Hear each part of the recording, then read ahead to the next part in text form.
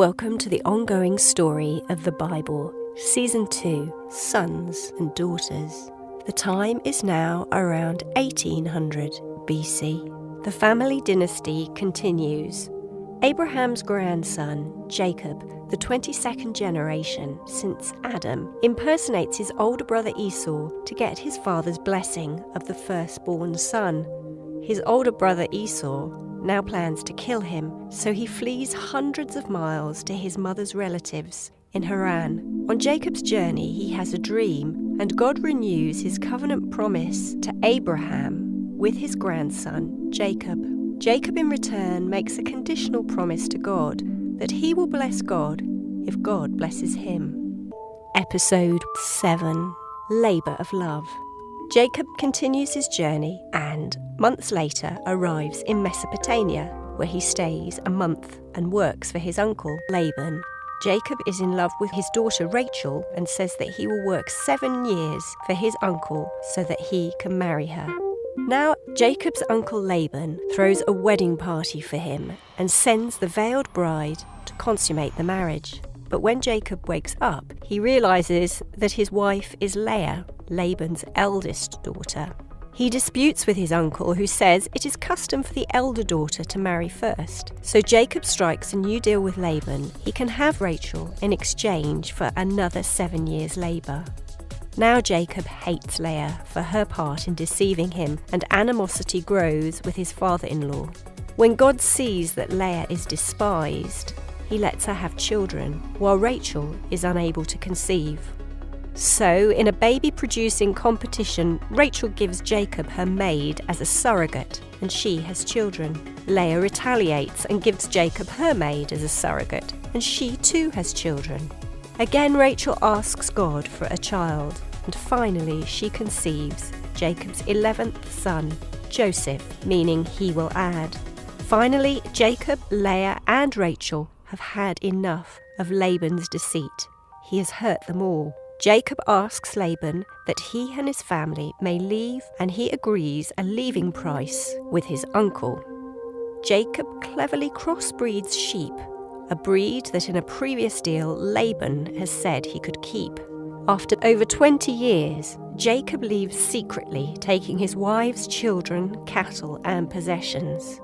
3 days later, Laban finds out and pursues them, though God tells him in a dream not to hurt Jacob. But Laban's household gods, teraphim, household idols owned by the head of a family to show their status, are also missing, and he wants them back. Unbeknown to Jacob, Rachel has stolen the idols and hidden them in her camel's saddle. Jacob says that whoever has Laban's household idols must die. Laban asks Rachel, who is sitting on her camel's saddle with the stolen items, and she lies to him. She says that she doesn't have the idols and she won't stand as it's her monthly period. Jacob is furious with Laban's accusations, but agrees a peace treaty and they part company.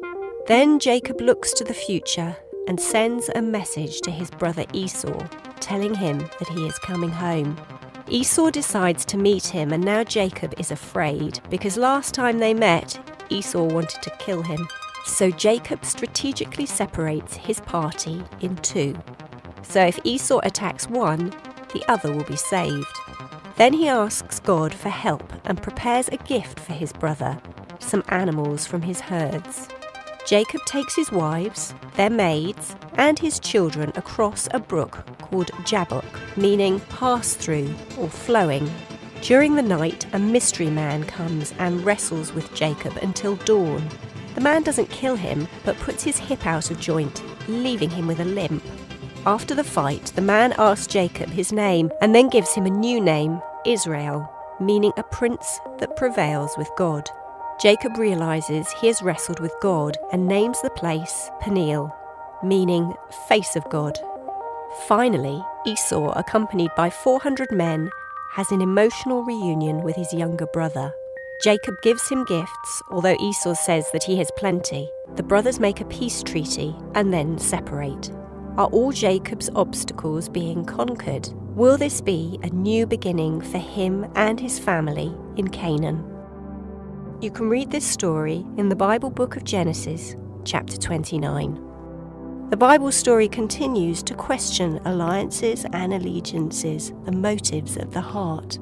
The journey of this is for each character and each one of us, whether we believe God and trust Him or choose to put our trust, our faith in something or someone else.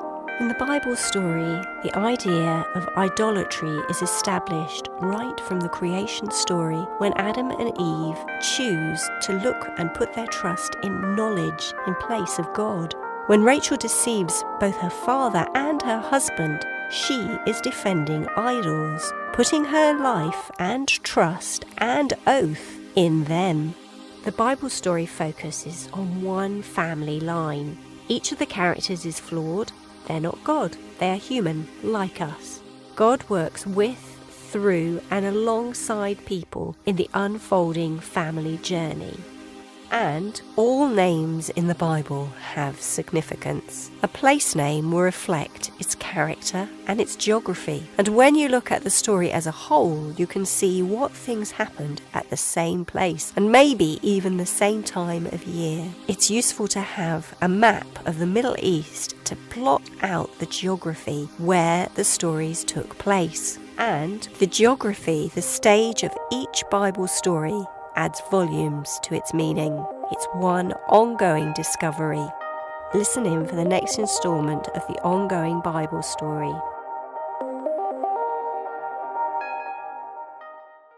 These podcasts, called Full Circle, are based on the author's best knowledge at the time of production. They've been created from the Bible texts, commentaries, and historical studies.